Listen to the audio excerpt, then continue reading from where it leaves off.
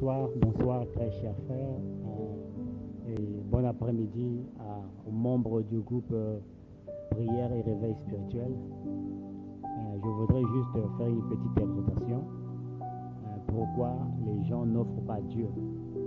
Pourquoi les gens n'offrent pas ou bien ne s'offrent pas à Dieu? Bien-aimés, vous allez remarquer une chose. Sur cette terre, nous n'avons que deux forces. Nous avons les forces du bien et les forces du mal. J'entends par là, il y a Dieu et il y a Satan.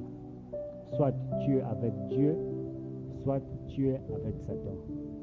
Il n'y a pas de position intermédiaire. Je ne veux pas dire que moi je ne sers pas Dieu, moi je mène seulement ma vie. Moi je ne sers pas le diable. Aussi longtemps que tu n'es pas du côté de Jésus-Christ, tu es du côté de l'ennemi. Et comme la Bible nous l'enseigne dans le Nouveau Testament, où il est dit que celui qui n'est pas avec nous est contre nous. Celui qui ne rassemble pas avec nous détruit contre nous. Alléluia. Donc si ta vie ne s'aligne pas avec la parole, c'est-à-dire que tu fais partie du côté de l'adversaire. Alléluia. Si tu n'es pas une brebis, soit tu es un bouc. Il n'y a pas de position intermédiaire dans le Seigneur. Et vous allez remarquer aujourd'hui, il est très difficile à certaines personnes d'offrir quelque chose à Dieu. Alléluia. Ils peuvent prendre des décisions.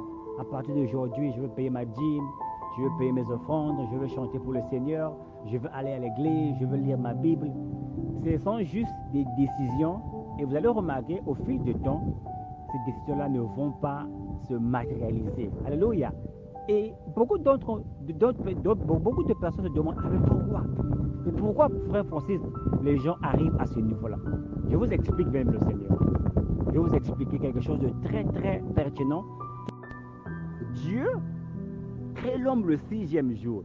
Or le 6, ça veut dire le chiffre de l'homme.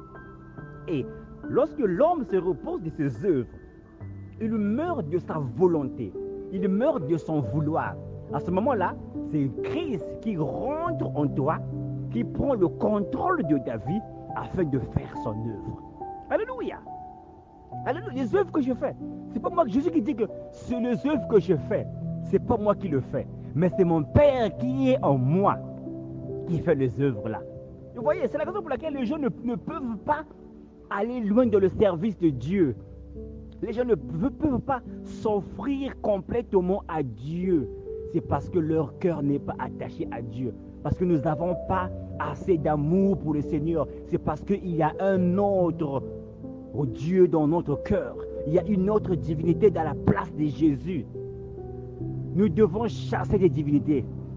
Laissons la place à Jésus dans nos cœurs. Si Jésus habite réellement dans ton cœur, tu auras cette volonté de lui donner facilement, peu importe ce qu'il va te demander, bien-aimé le Seigneur. Regardez ce qui se passe avec Salomon. Et je vais vous penser le verset. La Bible dit que Salomon aimait le Seigneur et il a offert 1000 holocaustes. L'amour pousse au sacrifice. Alléluia. L'amour pousse au sacrifice. Lorsque tu aimes une femme, tu vas donner le meilleur à ta femme. Que tu regardes tes actions prouvent autre chose. Ça prouve qu'il y a quelqu'un d'autre dans ton cœur. Parce que lorsqu'une femme aime un mari, le mari va le sentir, cette femme-là même. Mais lorsque la femme commence à déconner, lorsque la femme commence à avoir un autre mari, un petit macangou, lorsque le mari commence à avoir un petit macangou à l'extérieur, tu vas sentir cela, bien, Seigneur. Tu vas sentir lorsque tu veux toucher ta femme et dire que je suis fatigué. Je suis fatigué. À toi aussi, hein, tu demandes trop. Je suis fatigué. Tu vas voir que l'obéissance ne sera plus là. C'est parce que son cœur est en train d'être détourné vers d'autres divinités. Les petits macangos, ce sont des divinités. Le mari ou ta femme, c'est ça le type de Dieu dans le mariage, l'union entre Jésus-Christ et son Église. C'est la raison pour laquelle les gens ne peuvent pas offrir quelque chose à Dieu. Un homme qui est égoïste envers sa femme, une femme qui est égoïste envers sa mari, il y a une question qu'on doit se poser. Est-ce que cette femme-là ou ce conjoint-là a une place dans le cœur de cette conjointe-là, bien-aimée du Seigneur? Pourquoi tu n'arrives pas à servir le Seigneur avec amour? c'est parce que le Seigneur n'habite pas dans ton cœur. Alléluia. Paul dit une chose très importante, il dit que ce n'est plus moi qui vis, c'est Christ qui vit en moi. Paul est rentré dans le sabbat. Que nous avons des gens qui savent chanter. Nous avons des gens qui savent utiliser l'Internet. Nous avons des gens qui ont des talents en informatique. Nous avons des gens qui savent comment éditer des vidéos. Nous avons des gens qui ont des connaissances, qui ont des finances, qui ont quelque chose qui peut contribuer à l'avancement du royaume des cieux sur la terre. Alléluia. Il y a des gens qui ont... Ce n'est pas toutefois l'argent. L'argent, on en a besoin. L'évangile a besoin d'argent pour être prêché aussi. Mais il y a aussi d'autres talents que les gens ont. Alléluia. Il y a des gens qui savent, par exemple, développer des sites internet où on peut mettre des messages. Alléluia. Il y a des gens qui ont des talents vraiment exceptionnels. Et vous allez remarquer, ces gens-là n'ont pas la volonté d'offrir ces talents-là à Dieu. Quelqu'un qui a les moyens. Quelqu'un parfois qui prie afin que Dieu lui donne du travail. Mais lorsque cette personne a le travail, il n'a pas la volonté de pouvoir offrir quelque chose à Dieu en guise de reconnaissance.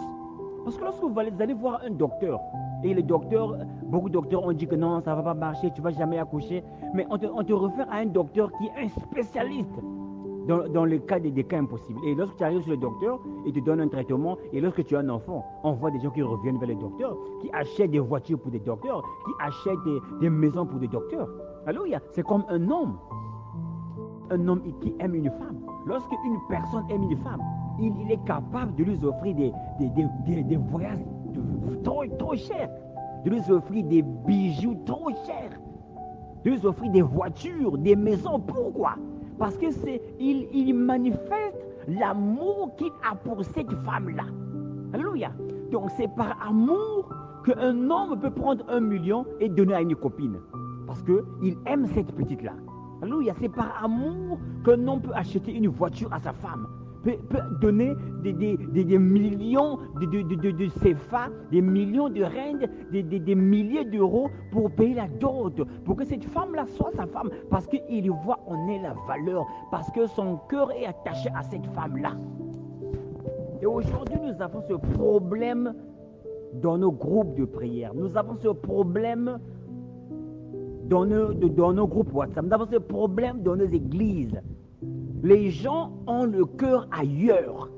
Ils viennent à Dieu parce que Dieu, c'est quelqu'un qui peut résoudre ses problèmes. Mais leur cœur n'est pas avec Dieu.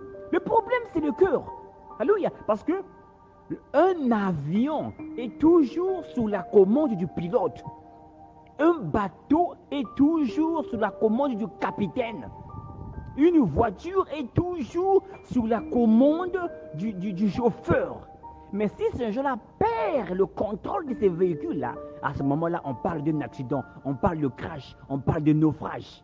Alléluia. Aujourd'hui, bien-aimé le Seigneur, toi qui aujourd'hui n'arrives pas à servir le Seigneur, tu dois sonder ton cœur pour voir qui est le pilote de ta vie, qui est autour de contrôle de ta vie, qui est dans ton cœur. Alléluia. Parce que si Jésus est dans ton cœur, bien-aimé de le Seigneur, ça va être facile pour toi d'offrir n'importe quoi à Dieu. C'est comme un homme, lorsqu'il aime une femme, c'est comme une femme, lorsqu'il aime un homme, elle va se donner à cet homme-là. Parce que dans son cœur, cet homme-là, ou cette femme-là a une place. Alléluia. Et aussi si Dieu a une place dans ton cœur, tu vas toujours aimer les choses de Dieu.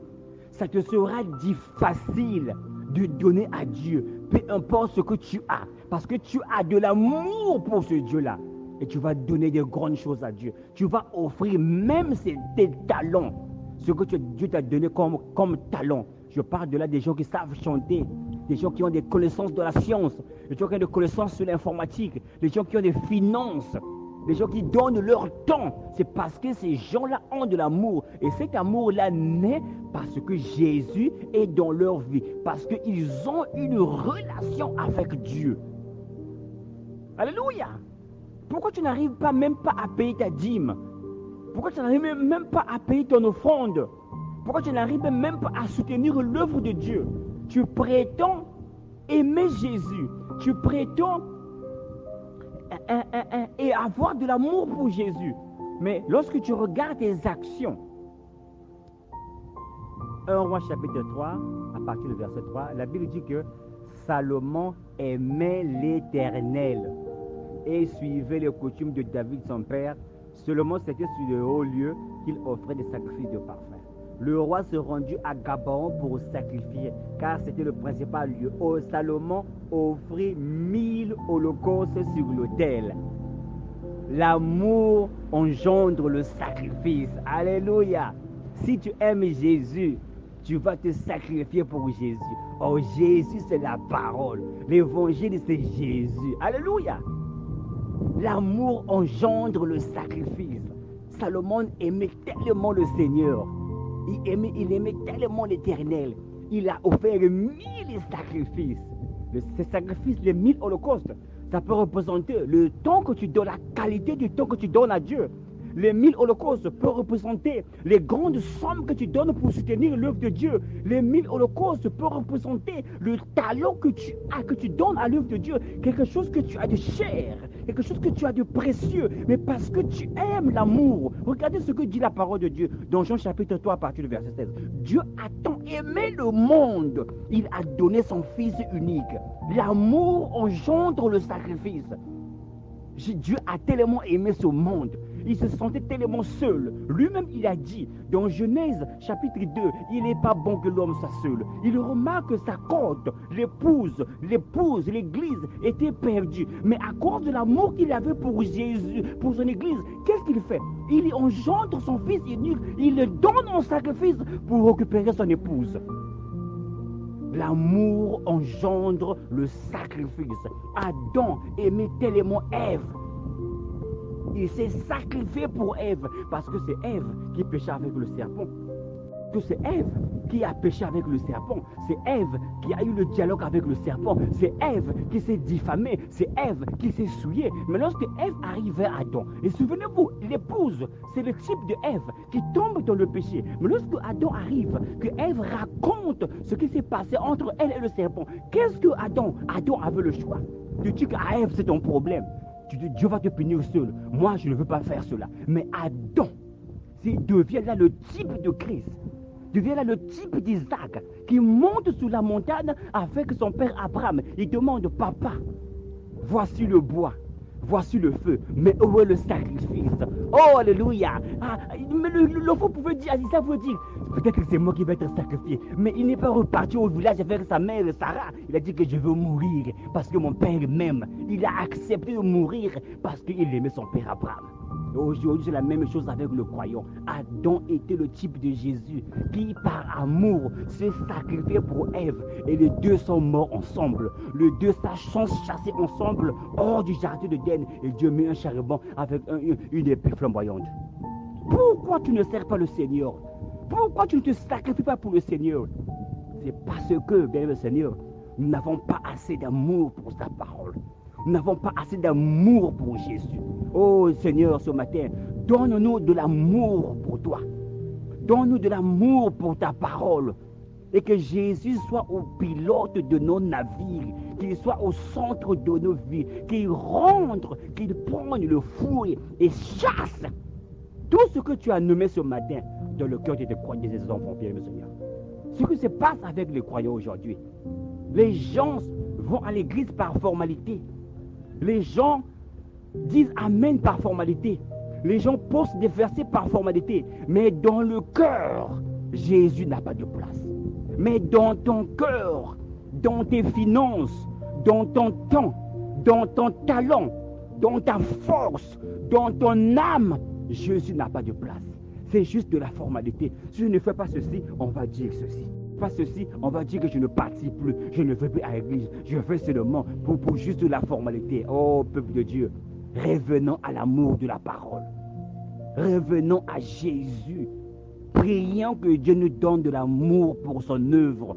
À ce moment-là, il nous sera facile d'offrir, peu importe la valeur de la chose que nous avons, c'est parce que nous avons de l'amour.